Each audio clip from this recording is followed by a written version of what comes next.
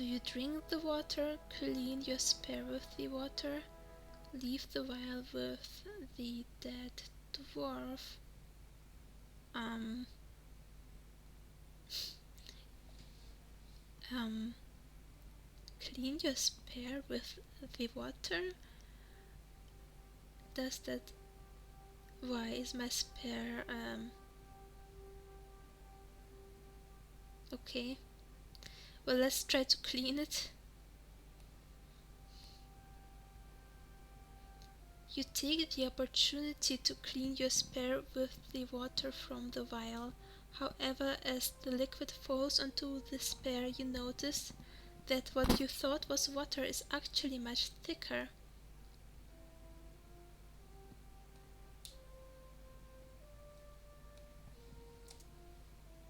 Being careful not to touch the substance, you pick up your spear and mount the horse.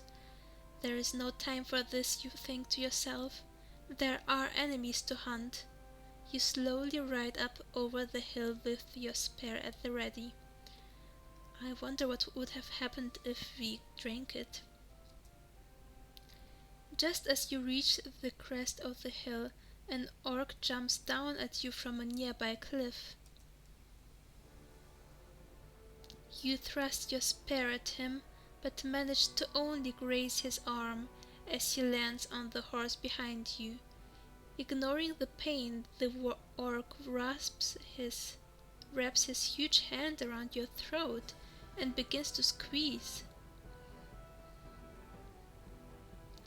However, after only a few short moments, you notice his hands lose strength and the orc slumps over, falling off horse in a thud.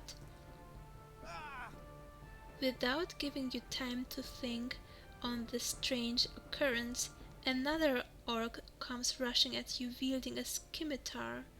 You block his blow with your shield and drive your spear through his chest. Looking around, you wonder where the third scout is hiding. You see him just as he mounts his warg. He bursts forth at full speed. This one is trying to escape. Do you chase after the warg rider?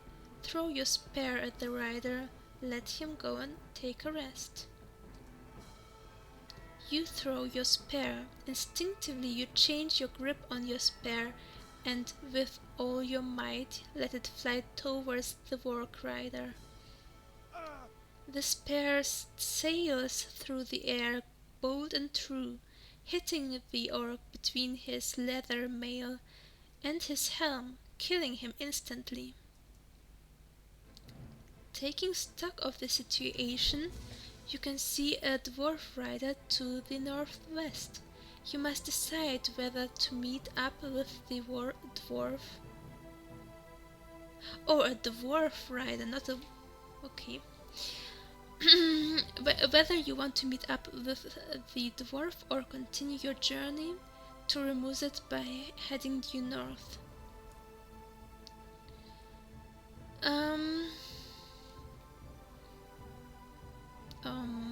Let's talk to the dwarf. Chapter 1 completed. You have completed the first chapter of the enemy Stirreth. Your current game state was autosaved. Let's continue.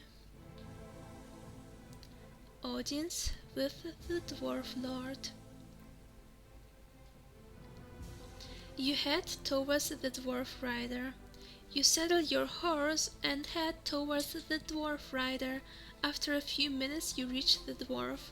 He is wielding 2 spears and is mounted on a sturdy-looking cromhorn beast. Hail, dwarf!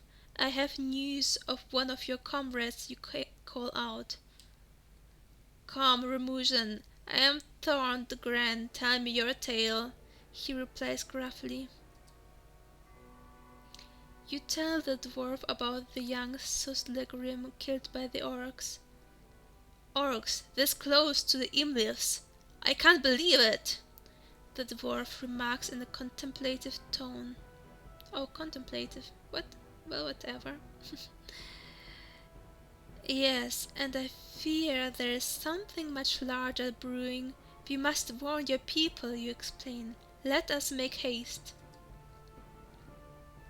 You arrive at the dwarf stronghold.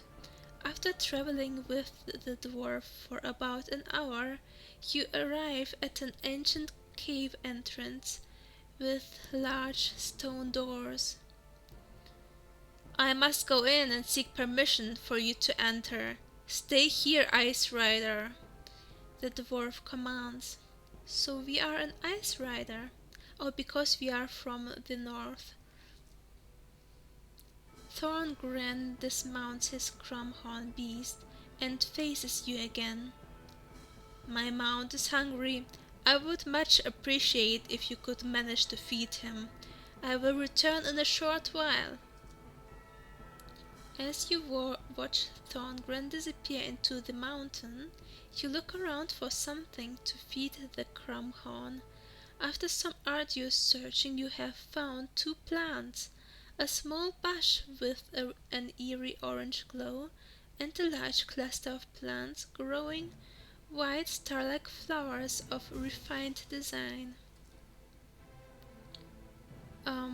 I would like the animal to choose what to eat.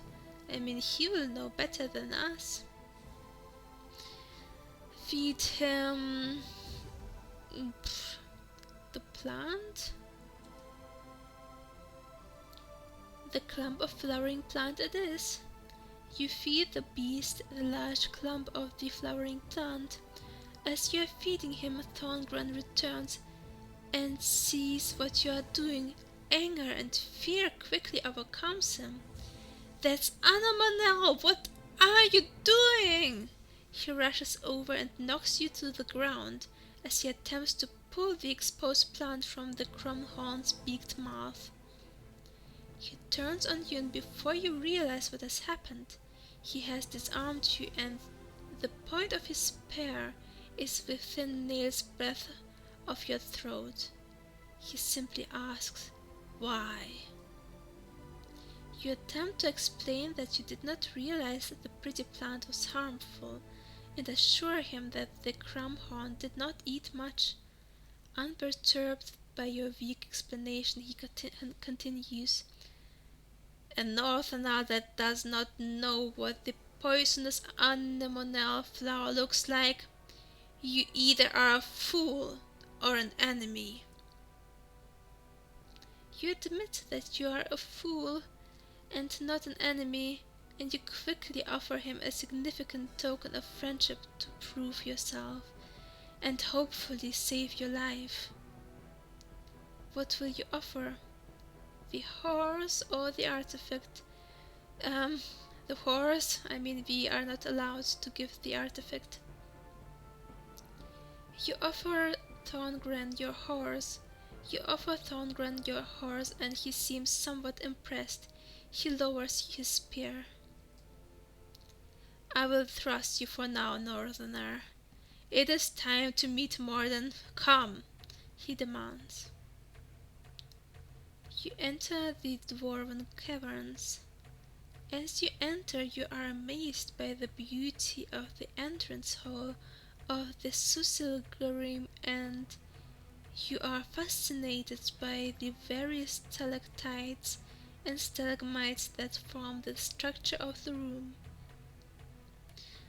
Somehow, I wonder if this game uses the language from The Lord of the Rings, or more like the languages, because the names of the places sound a bit like the names of the places in the book.